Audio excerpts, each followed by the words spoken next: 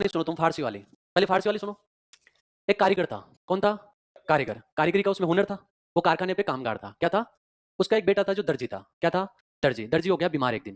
बीमार क्यों हो गया? क्योंकि उसके दाद हो गई और दमा की बीमारी हो गई। क्या हो गया? दाद। और दर्जी काम क्या करता है? उसका पैसा क्या होता है? कसीदा, रफू। रफू करना, कसीदा निकालना, ये काम होता है। और जब बीमार हो जाएगा तो क्या लेने जाएगा? दवा।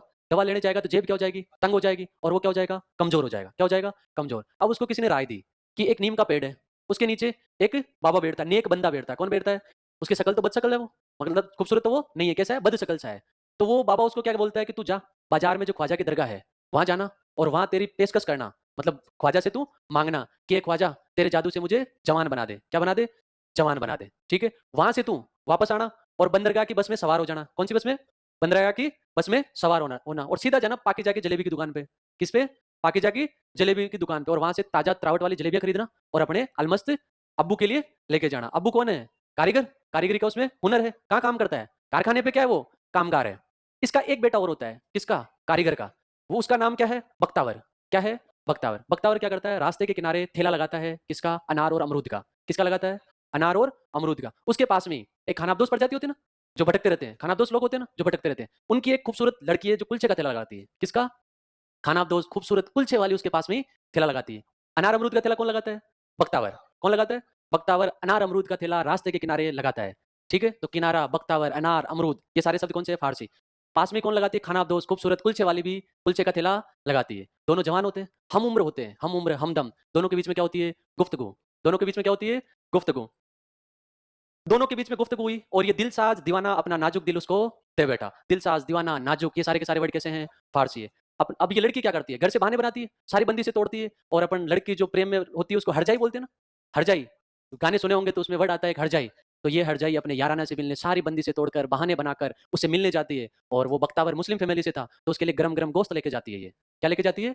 गरम गरम गोश्त। गोश्त नहीं बोलना, गोश्त लेके जाती है वहां पे। सारी बंदी से बहाने बनाकर उनको दरकिनार करके ये उससे मिलने जाती है। कौन जाती है? ये हरजाई कुलछे वाली जो खूबसूरत है। ठीक है। क्या बना के जाती है? बहाने बना के बंदी से को दरकिनार करके जाती है उसे मिलने। और हमेशा उसके लिए क्या लेके जाती है? गरम गोश्त लेकर जाती है। लेकिन एक बार क्या होता है, ये जो बख्तावर होता है वहां ठेला नहीं लगाता है। तो वहां आ जाता है एक बार कमीना कमबख्त कल्लातिस। कौन आ जाता है? कमीना कमबख्त कल्लातिस। बहुत पैसों वाला होता है, अय्यास लड़का होता है। ये ईरान घूमने गया होता है और वहां से एक कबूतर लाता है। क्या लाता है? उस कुलचे वाली पे इसकी नजर होती है। तो जिस दिन बख्तावर अनार अमरूद का ठेला नहीं लगाता है, उस दिन ये कमीना कमबख्त कल्लातिस क्या करता है? तपाक से उस कुलचे वाले को वो ईरान से लाया हुआ कबूतर दे देता है। इसका मतलब कबूतर कौन सा वर्ड है? फारसी है। ईरान क्या है? फारसी है। कमीना, कमबख्त, कल्ला, आतिश, एक बार ये सारे वर्ड कैसे हैं? फारसी है। ठीक है। अब कुलचे वाली अनार अमरूद वाले से गुफ्तगू छोड़ के किसके साथ? कल्ला, आतिश के साथ। उसके साथ शुरू हो जाती है, आतिशबाजी वाले के साथ गुफ्तगू करने लग जाती है।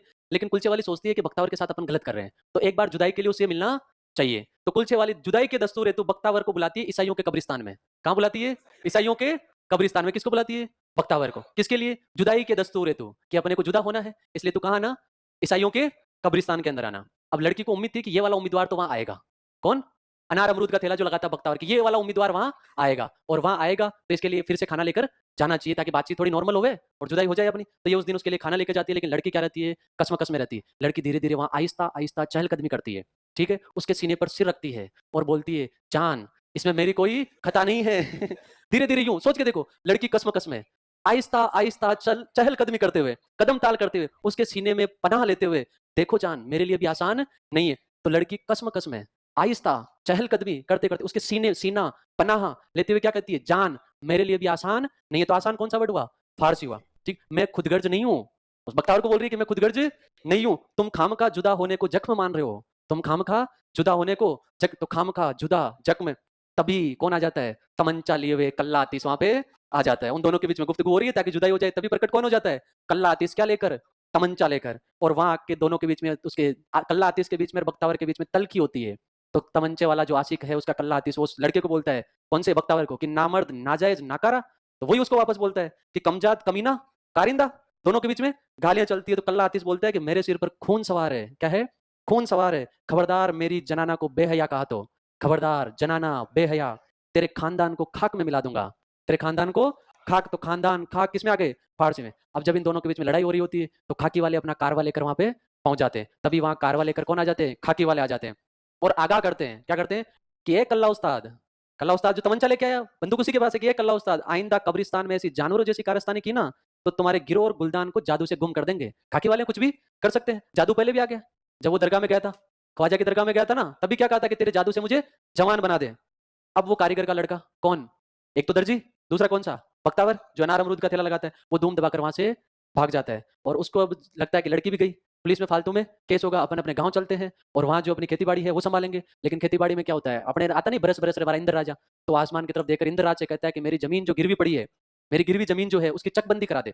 छोटे छोटे खेत होते हैं, उनका बड़ा खेत बना देना क्या होता है? चकबंदी। कि मेरी गिरवी जमीन की चकबंदी करा दे ताकि मैं आमदनी के लिए इसबगोल की खेती कर सकूं। किसकी? इसबगोल की खेती। किसके लिए? आमदनी के लिए। क्या करा दे? चकबंदी करा दे। किसकी? कि मेरी जमीन की चकबंदी। तो जमीन, चकबंदी, इसबगोल, आमदनी, इंद्रराज। इंद्रराज होता है लिखना, किसी में प्रविष्टि एंट्री करना, इंद्रराज बोला जाता है, वो फारसी का शब्द है। और कि मैं खेती के बदले, मेहतर होते हैं अपने गांव में, अरे मेहतर होते हैं ना, हरिजनों को बोलते हैं मेहतर, उनकी वो गोत्र होती है शायद, तो उनको हर महीने माहवार मेहतरों को आबकार दूंगा। आब क्या होता है? पानी, सिंचाई। तो उनको हर महीने माहवार आबकार दूंगा। किनको? मेहतरों को। तो ये काम कर दे, मेरी खेती की क्या करवा दे? चकबंदी करवा दे। और ये बेवकूफी वाला, कौन सा बेवकूफी वाला? ये आशिक वाला बेवकूफी वाला राज में मेरे सीने में हमेशा रखूंगा। ठीक है। लड़की को लगता है कि उसने तो, बख्तावर ने तो क्या कर ली, खुदकुशी कर ली, वो भाग जाता है, कभी मिलता ही नहीं है। तो लड़की को क्या लगता है कि उसने तो खुदकुशी कर ली, और लड़के ने अभी खुदकुशी की नहीं है। वो क्या करता है? आराम से खेतों में पड़ा रहता है, कोई इमाम दस्ता का कोई जगह होती है, वहां जाके वो पनाह ले लेता है। ठीक है। और रमजान जो है, वो अपने वो शायर कौन है? गुलजार। गुलजार शायर है ना, उस गुलजार के गाने वो हिंदी में गाता है। किसमें? आराम से खेती बाड़ी करता है और गुलजार के गाने हिंदी में गाता है। ठीक है। तभी उसका जो भाई है बीमार, कौन? दर्जी, वो बीमार दर्जी खत्म हो जाता है। और लाश को इसमें फारसी में बोलते हैं मैयत। क्या बोलते हैं? मैयत। तो उसकी मैयत जब निपट जाती है, तो जब वो विधवा हो गई उसकी वाइफ, तो उसको विधवा वाइफ, बेवा भी मिल जाती है और बीमार दर्जी का बीमा भी मिल जाता है। आराम से वो अपनी जिंदगी गुजर बसर करता है। तो ये कौन से वर्ड की हुई कहानी? फारसी वाले वर्ड की। इस कहानी में क्या क्या है? एक तो अब्बू है, अलमस्त है, कारीगर है, कारीगरी का उसमें हुनर है।